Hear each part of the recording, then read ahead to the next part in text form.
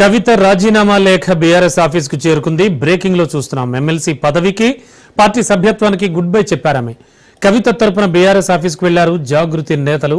BRS office incharge Ravula Chandrashekar కు ఆ లేఖను అందజేశారు.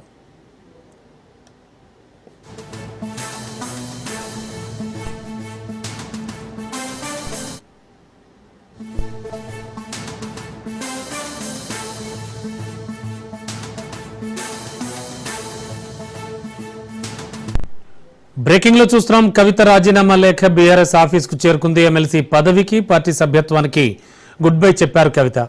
ఆమె తరపున బీఆర్ఎస్ ఆఫీస్ కు వెళ్లారు జాగృతి నేతలు.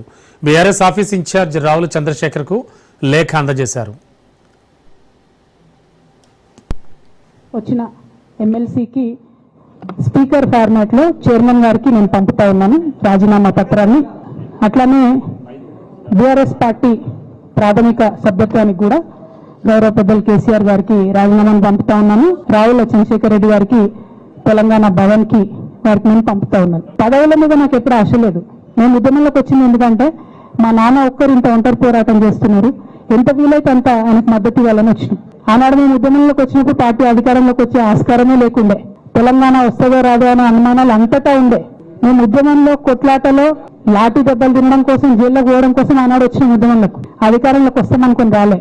రామన్నైనా నేనైనా కేవలం నాన్న కోసమే వచ్చిన ఉద్యమాలకి. అందుకే మా కుటుంబం మీద కుట్ర. ఈ కుట్రను గమనించమని నేను మా కుటుంబాన్ని కోరుతా ఉన్నా. పార్టీ నుంచి వచ్చిన ఎమ్మెల్సీకి స్పీకర్ ఫార్మాట్ లో చైర్మన్ గారు